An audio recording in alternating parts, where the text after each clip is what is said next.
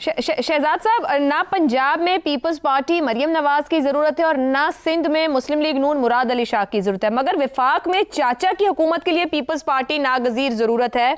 क्या भतीजी को पीछे हटना पड़ेगा? क्या सदर जरदारी साहब जिस तरीके से संभालने की कोशिश कर रहे हैं, सिचुएशन संभाल के पीपल्स पार्टी नून लीग काम डाउन हो जाएंगी, या मामला कहीं और जाते देखते हैं?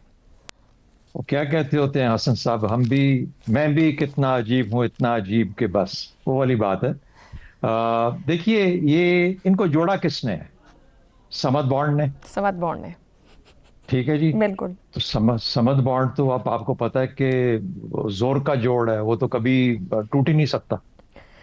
और अगर किसी वक्त कोई कोशिश की जा रही है तो फिर ये कोशिश की जा रही होगी कि समद बॉन्ड को किसी तरीके से फिर से दोबारा से कहा रिफ्रेश करो थोड़ा सा।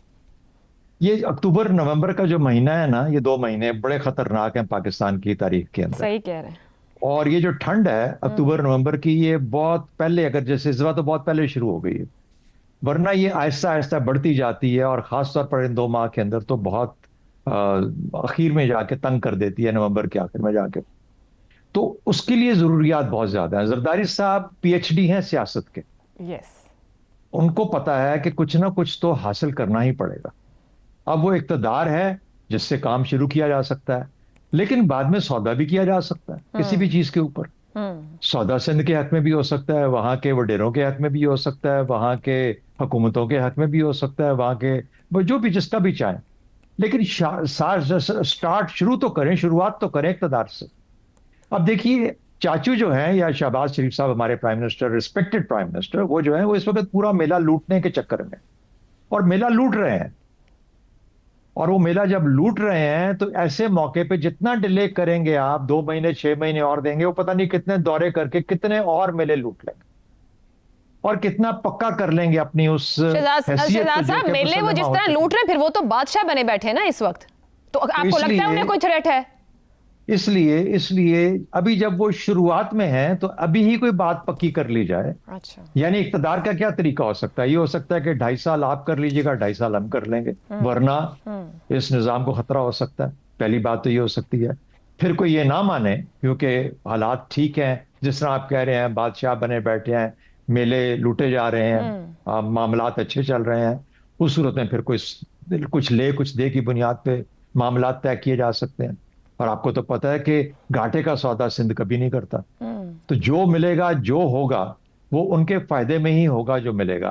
तो ये जो कुछ आप देख रहे हैं, अच्छा, अब एक चीज उसके अंदर एक एंगल है, और ये अज़मा बीबी और शर्जील मेमन की हद तक तो ठीक है, ये आपस में लगे रहे, खेल तमाशा लगे रहे। लेकिन ये जब मरियम बीबी बीच में शामिल हो जाती हैं तो ये उस खेल को मुसम्मम कर रही हैं जो कि शायद सिंध खेल रहे हैं इनके साथ। यानी जितना ये सामने नजर आता है कि इतनी लड़ाई हो रही है और इतनी कशीदगी हो रही है, उतने रेट्स बढ़ते जा रहे हैं स्टॉक एक्सचेंज के अंदर। सोने की कीमत आपको पता है वैसे ही बहुत बढ़ गई है, स्टॉक्स भी बहुत ऊंचे जा रहे हैं। इस तरह की कैफियत के अंदर जब आप माल लेने जाते हैं, कोई माल खरीदने जाते हैं, तो कीमत बहुत ज्यादा लगती है। तो मेरा ख्याल है मरियम बीबी ये कर सकती हैं कि थोड़ा सा अपने काम पे ज्यादा तवज्जो दें। वो जो कर रही हैं ठीक कर रही होंगी, अच्छा कर रही होंगी, उनको जवाब देने की क्या जरूरत है? वो क्यों किसी और के स्टॉक्स को बढ़ा रही हैं? क्यों उस किसी की वैल्यू को बढ़ा रही हैं? बजाय उसके अपने काम पे जो कर रही हैं करें। लोग इस वक्त परेशान हैं, उनकी दिलजोई करें, उनकी मदद करें। लेकिन इस खेल में अगर खेलेंगी सियासत के अंदर, तो एग्जैक्टली उन लाइंस पे चल रही हैं जिस तरीके से जरदारी साहब चाहते हैं कि ये चलें।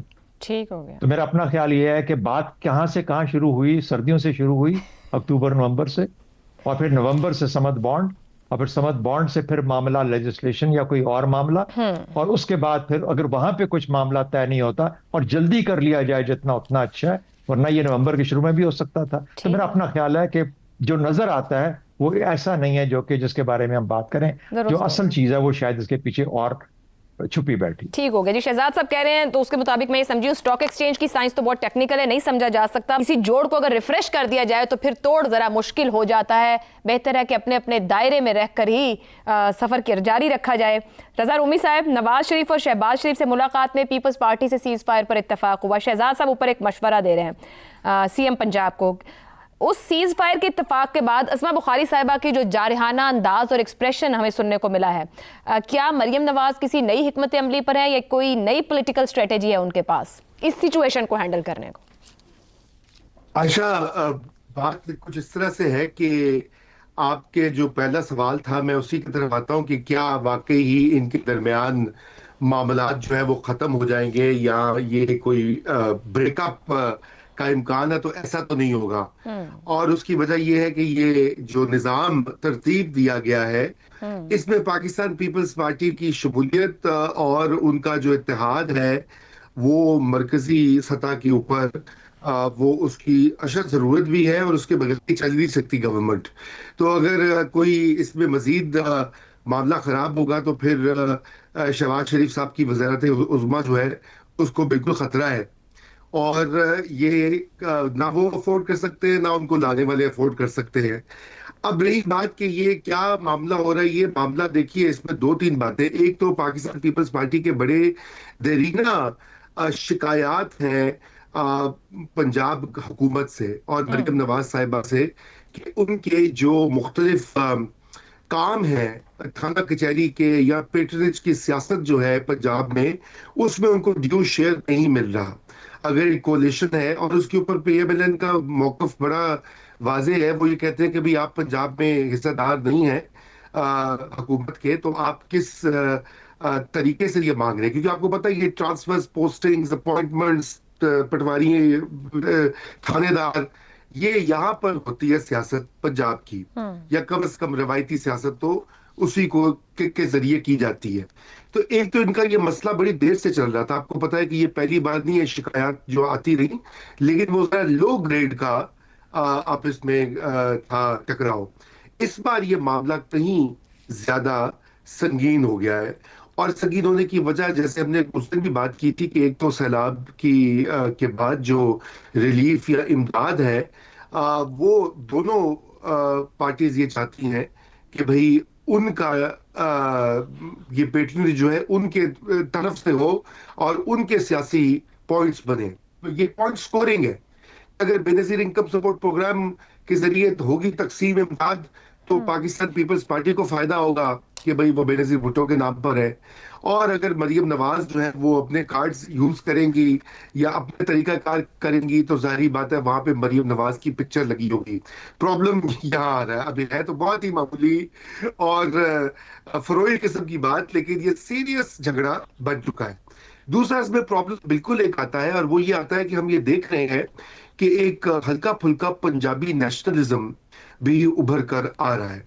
ये याद रहे कि पाकिस्तान की अगर आप तारीख देख लें तो उसमें जो सब नेशनलिज्म्स हैं वो हमारे तीन छोटे सूबों में, पहले बंगाल में उसका हमने देखा मजहर 60 और 70 के अवाइल में, उसके बाद ये मियां नवाज शरीफ जो है उन्होंने 1988 में ये जाग पंजाबी जाग तेरी पग नू लग गया दाग उसका नारा दिया था। उसके बाद वो फिर ठंडे हो गए क्योंकि वो फिर मरकजी सियासत में इस्टेब्लिशमेंट के बड़े करीब थे तो उन्होंने वो चीज छोड़ दी। लेकिन अब मरियम नवाज साहिबा जो है वो इस वक्त पंजाब की एक मुहाफिज माँ, और उन्होंने क्या इस तरह की अल्फाज भी इस्तेमाल किए कि पंजाब की तरफ जो उंगली उठेगी उसे तोड़ देंगी और ये कर देंगी और वो कर देंगी।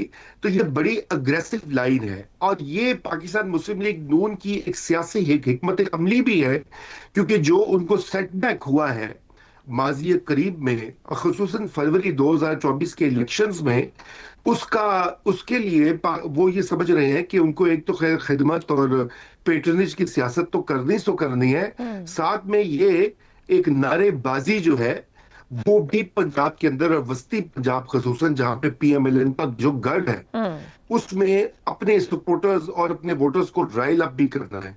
तो ये ठीक है, इस वक्त पाकिस्तान पीपल्स पार्टी हदफ है, लेकिन ये एक लाइन ले रही है पीएमएलएन और बड़ी कसदन सोच समझ के ये बात की जा रही है। अब मामला यहीं पर है। ठीक हो गया जी। सियासत में जो एग्रेसिव एक्सप्रेशन हमें नजर आ रहा है, सियासी मफादात के हुसूल की जंग है, मगर पैनल ये कह रहा है कि इसको बड़े तय करवा लेके मामला बहुत हद तक आगे नहीं जाएगा।